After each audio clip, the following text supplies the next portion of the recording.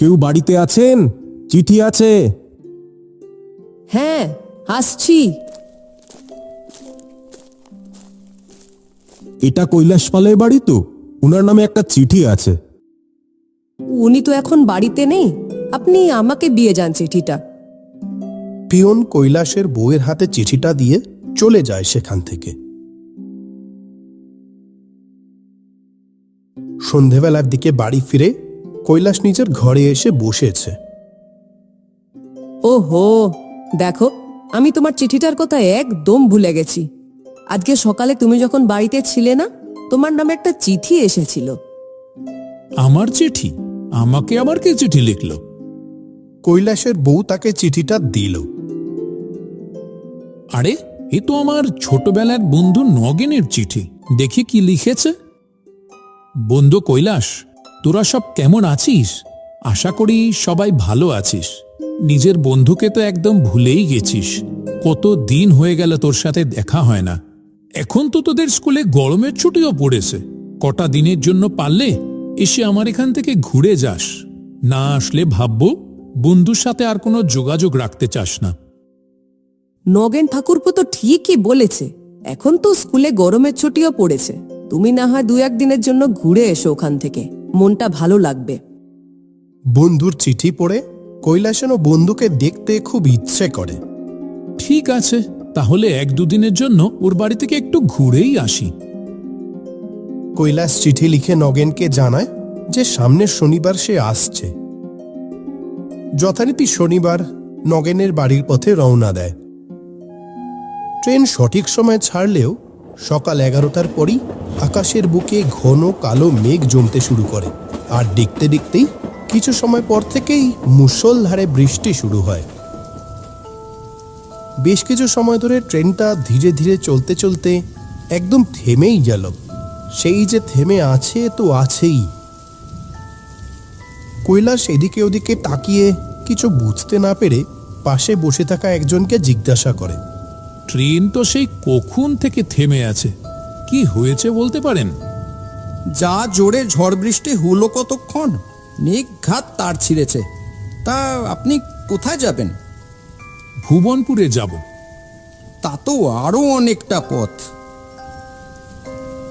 আরো ঘন্টা 2 পরে ট্রেন ছাড়ে। ভুবনপুর স্টেশনে যখন ট্রেন এসে থামে তখন সন্ধ্যা পেরিয়ে রাত নেমেছে।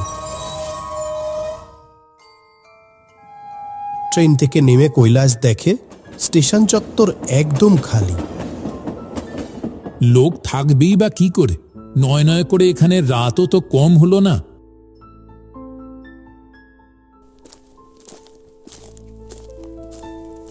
কৈলাস যেমনটা আশঙ্কা নিয়ে স্টেশনের বাইরে বেরিয়েছিল, হলো ঠিক তাই। বছর 2 আগেও যখন নগেনের বাড়িতে এসেছিল সে, তখন দেখেছিল যে স্টেশনের বাইরে রিক্সা দাঁড়িয়ে থাকে, কিন্তু আজকে সেখানে একদম ফাঁকা। রিক্সা তো দূরের কথা, একটা লোকও কোথাও নেই।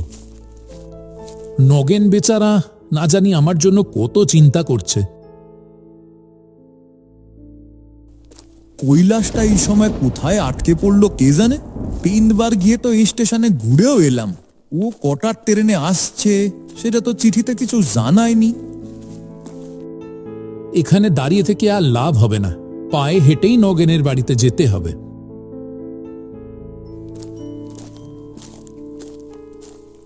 সেই সকালে বাড়ি থেকে খেয়ে বেরিয়েছিল, তারপর থেকে কৈলাসের আর কিছু খাওয়া হয়নি। বেশ ভালোই খিদে পেয়েছে কৈলাসের। সে তখন মনে মনে ভাবল, নগেনের বাড়ি তো এখনো অনেকটা পথ, কিন্তু বাড়ির পথে ওই শ্মশানের কাছে একটা চায়ের দোকান ছিল না? কিন্তু সেটাও কি খোলা থাকবে এখন এই সময়? থাকলে কিছু একটু খেয়ে নেওয়া যেত। খানিকটা দূর এগিয়েই শ্মশানের পাশে সেই চায়ের দোকানটা চোখে পড়ে কৈলাসের। ওই তো চায়ের দোকানে লণ্ঠনের আলো জ্বলতে দেখা যাচ্ছে। যাক, কিছু খাবার পেটে পড়বে তবে। কৈলাস এগিয়ে যায় দোকানের দিকে। ওই দূরে দেখা যাচ্ছে শ্মশান। শিয়ালা রাত পাখির আওয়াজ ভেসে আসছে, আর কেমন একটা গা ছমছমে পরিবেশ। কৈলাস সেই চায়ের দোকানের কাছে গিয়ে দেখে দোকানের সামনের একটা বেঞ্চে 2টি লোক বসে চা খাচ্ছে। এই বৃষ্টির দিনে আপনার চায়ের দোকানটা খোলা আছে দেখে খুব ভালো লাগলো। ভীষণ খিদে পেয়েছে, একটু চা বিস্কুট পাওয়া যাবে নাকি? দোকানদার আর বসে থাকা লোক দুটি কিছু সময় কৈলাসের দিকে চেয়ে থাকে, যেন ওকে তারা কেউই এখানে এখন আশা করেনি। আসেন আসেন, এসে বসেন। আমার দোকান রাতে খোলা থাকবে না তা আবার হয় নাকি? কৈলাস একপাশে গিয়ে বসে। আমার এখানে স্পেশাল মোষের দুধের চা পাওয়া যায় মশাই, দেব নাকি? বাবা, দারুণ, অবশ্যই দিন। এই রাতে এই শ্মশানের পথে আসতে আপনার একটুও ভয় করলো না বুঝি? এই শ্মশানের পথে আসতে আবার ভয় করবে কেন? কেন, আপনার ভূতের ভয় করে না? খামোখা ভূতে ভয় করবে কেন? ভূত বলে আসলে কিছুই হয় না। তবে হ্যাঁ, ভূতের গল্প শুনতে আমার সত্যিই খুব ভালো লাগে। আমাদের গ্রামের শিবু কাকা নানান রকম ভূতের গল্প বলতে পারে। এরই মধ্যে দোকানদার গরম ধোয়া ওঠা মোষের দুধের চা এনে দেয় কৈলাসকে। আহা, দারুণ খেলাম। চাটা সত্যি ভীষণ সুন্দর বানিয়েছেন। কৈলাস তাটা মিটিয়ে যাওয়ার জন্য তৈরি হচ্ছিল, কিন্তু এমন সময় বাইরে আবার জোর বৃষ্টি শুরু হলো।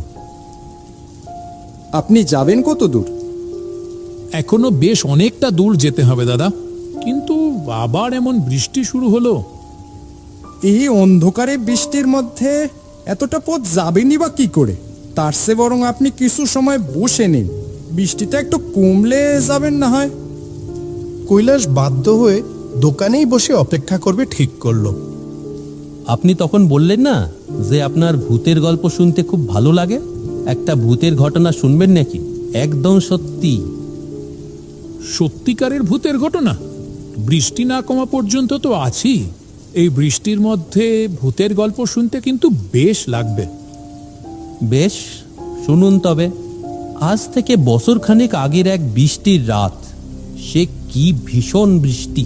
একটা সাইড দোকানে বসে আছে দুটি লোক আর সাইড দোকানদার। আজকে তো বৃষ্টি সারা রাত ধরে চলবে মনে হচ্ছে। আর কি জোরে জোরে বাস পড়ছে। তোমরা বাইরে বসে থেকো না, যেমন জোর বাস পড়ছে। না গো, কিছু হবে না। আজকে বাড়ি যাব কি করে তাই তো ভাবছি। আজকে দোকান না খুললেই ভালো হতো, রাতও অনেক হচ্ছে।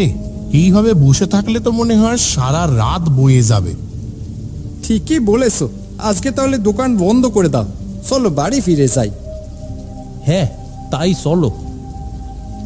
তারা সাইড দোকান বন্ধ করছিল, কিন্তু ঠিক সেই সময় জোরে একটা বাস পড়ে। আর কিছু সময় পর দেখা যায় তিনটে লোক দোকানের সামনে মুড়ে পড়ে আছে।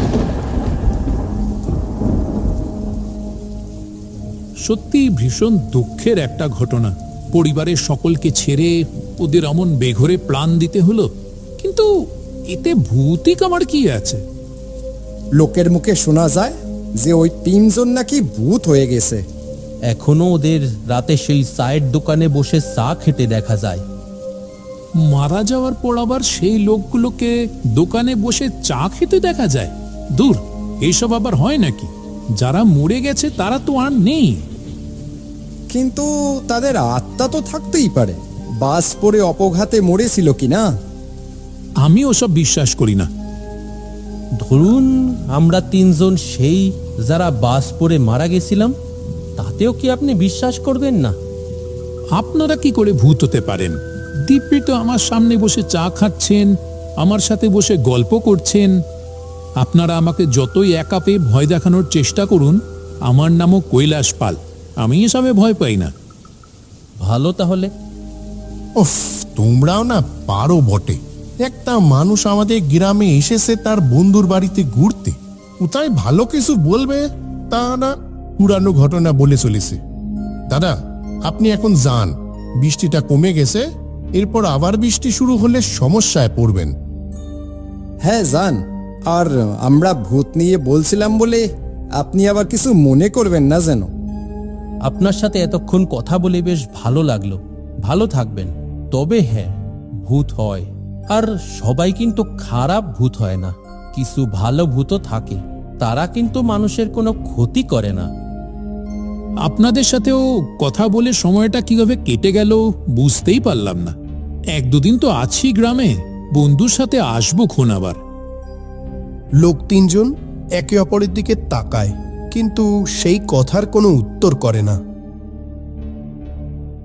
আচ্ছা, চললাম। যান, সাবধানে যাবেন।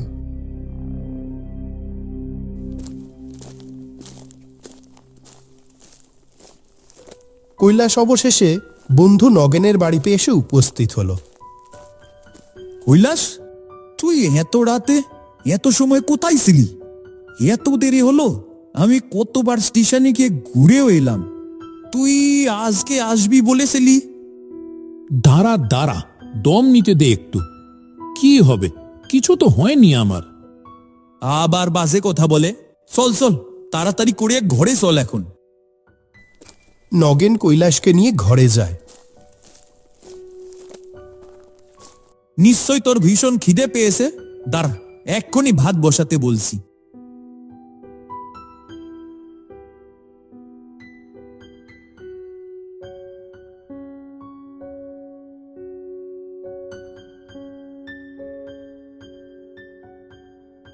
খাবার হয়ে যাবে কিছুক্ষণের মধ্যেই। কিন্তু তুই এত সময় ছিলি কোথায় বলতো? আরে আমি তো সেই সকালবেলায় খেয়ে দিয়ে বেরিয়েছি, তারপর মাঝ রাস্তায় তুমুল ঝড় বৃষ্টি হয়ে সে কি বিড়ম্বনা। তা অবশেষে স্টেশনে পৌঁছে নেমে দেখি স্টেশনের বাইরে একটাও রিক্সা দাঁড়িয়ে নেই। বাধ্য হয়ে সেখান থেকে হাঁটা লাগালাম, আর খিদেও পেয়েছিল খুব। তা তোদের গ্রামের শ্মশানের পাশ দিয়ে আসছি, দেখি সেই যে চায়ের দোকানটা ছিল না, ওইটা খোলা। ওইখানে চা বিস্কুট খেতে ঢুকলাম, তা সেই সময় আবার শুরু হলো বৃষ্টি। তা ওখানে দুজন লোক বসেছিল, ওদের সাথেই বসে বসে একটু আড্ডা দিচ্ছিলাম আর কি। কোথায় কোথায় খেয়েছিস? অমন আকাশ থেকে পড়লি কেন, যেন বুঝতেই পারছিস না? আরে শ্মশানের কাছে সেই চায়ের দোকানটা রে। তুই ঠিক ঠিক বলছিস কৈলাস? তুই ওই চায়ের দোকানে বসে এতক্ষণ চা খাচ্ছিলি আর দোকানের লোকগুলির সাথে আড্ডা দিচ্ছিলি? হ্যাঁ, তাই কথাতে আবার এত অবাক হওয়ার কি আছে? তুই তো বছর 2 আমাদের গ্রামে আসিসনি, তাই হয়তো পুরোটা জানিস না। আজ থেকে 1 বছর আগের ঘটনা। এক বৃষ্টির রাতে বাস পড়ে ওই চায়ের দোকানটায়। সেই দোকানের দোকানদার আর আরো 2 জন লোক ছিল ওই দোকানে সেই রাতে, তারাও মারা যায়। কৈলাস পুরো ঘটনাটা শুনে রীতিমতো অবাক হয়ে যায়। তাহলে কি একটু আগে যাদের সাথে ও এতক্ষণ বসে বসে কথা বলে এলো, তারা কেউ মানুষ নয়, ভূত, সত্যিকারের ভূত? তখন ওর কানে ভাসতে থাকে সেই কথা। ভূত হয়, আর সবাই কিন্তু খারাপ ভূত হয় না। কিছু ভালো ভূতও থাকে, তারা কিন্তু মানুষের কোনো ক্ষতি করে না।